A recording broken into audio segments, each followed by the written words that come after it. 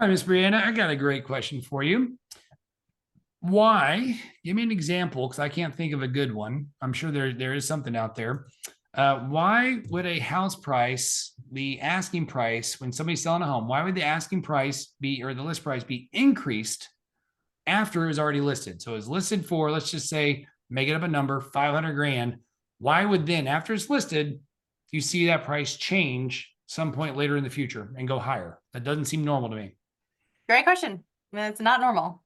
It's not normal. So we're gonna pull out some ideas here of what it could be, but it is definitely not normal.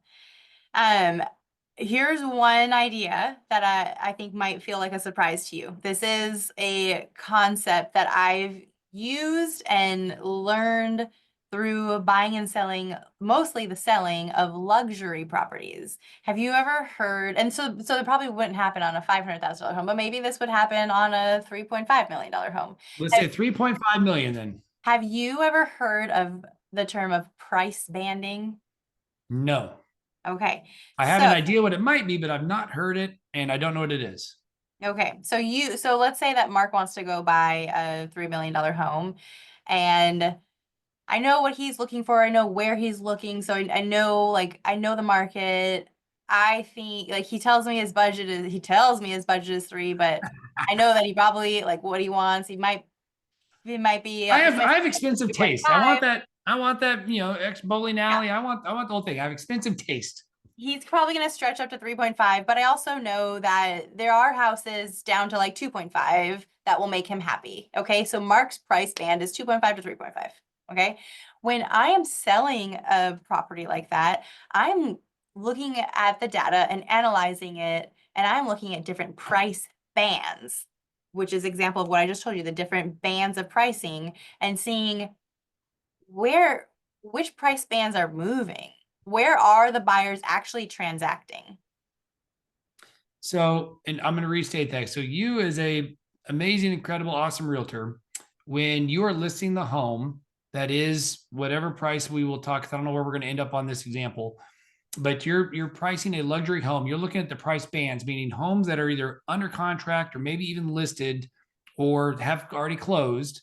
You're looking at comps in the area to see if there's some sort of obvious volume or number of people that have Trend. bought it. So is that right? Like you're saying, how Yeah. this is how many homes sold at 2.5 versus 3 versus 3.5. Is that what you mean? Yes. Yeah, I'm looking for trends of what is that, what's actually moving, what's transacting, what, because if you break down the data like that, you most likely will see that there is a trend in one band versus another. Maybe the 3 to 3.5 houses are not moving, but the 2.5 to 3 are, and the 3.5 to 4 are moving.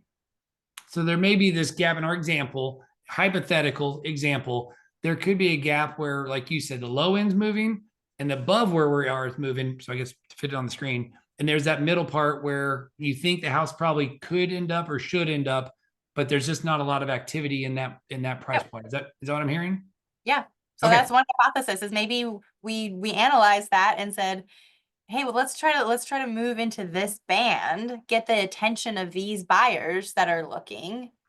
The 2.5 to 3 in our example. So you're trying to say just get somebody to see it real quick so it comes up on their search, because people will, like in the example, if I'm the buyer going out and looking and I think 3 million, but I'm probably, like you said, I may end up at 3.5 or 4. Somebody with a $3.5 million house might do a quick initial list price just to get it on the search. So when it shows up, and then later they might increase the price afterwards to put it where they really need and want. Yeah, Am I could restating be. it correctly?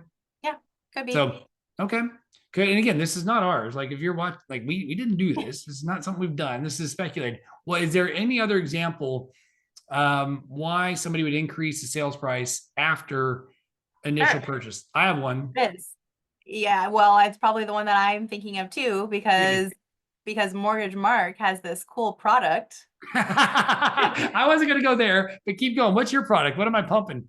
What? You have this product where we can reduce the interest rate, Ooh, that's a good one. not short term, but long term. That's But a it's really gonna good one. cost, but me as a seller, it's gonna cost me money to do that. I'm willing to do that. Mortgage Mark is awesome. So Mortgage Mark's gonna contribute into that also. This And wasn't meant to be a pump video, but it is now a pump. So let me do a quick sales pitch real quick. So yeah, tell us. builders, for those that do new construction or you're looking at new construction, the builders, you go look at this beautiful, wonderful home, and it's now got this. And so the markets, as we tape, as we're making this, markets just to say generically are 7% rates. You can go buy new construction and they're advertising 4.99 or some stupid rate. That's not a temporary buy down. It's a real, actual permanent rate. Those are real.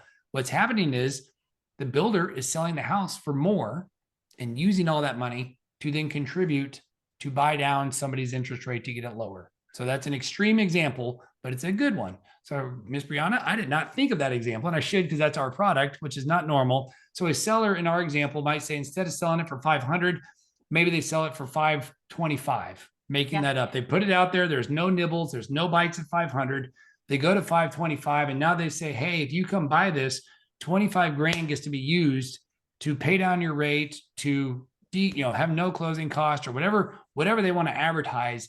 It's a way where somebody can say, man, that money going towards the rate makes it as if it's like a 450 home in terms of financing payments. So that's a really good reason. I have another one. Let's see if what's one more reason why somebody might increase the price. I want to hear from you. Okay, because that's fair. I was thinking, and you tell me because this may not be reality. If they get enough feedback, so they say, "Hey, man, something needs to be. This kitchen stinks. The Formica countertops, the almond colored appliances," and then they go in and they redo it and they fix it all up, and all of a sudden they just spent a ton of money on the kitchen and now looks amazing.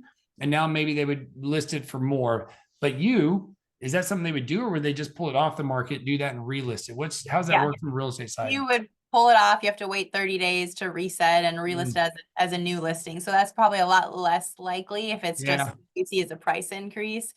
It would probably be pulled off the market, but who knows? People can do the real scenarios we think of could be if somebody's increasing the price, it could just be that, and honestly, maybe somebody just goofed up and they got a bad advice initially. Or it could have been a typo when it was first entered into the MLS.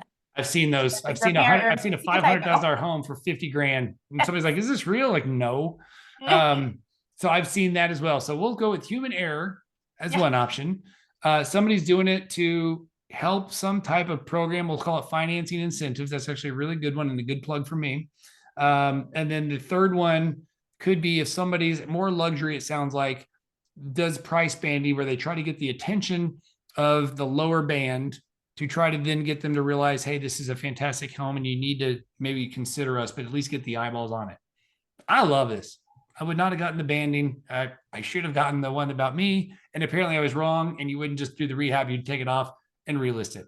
Miss Brianna, you're amazing. You're incredible. Thank you everybody for watching.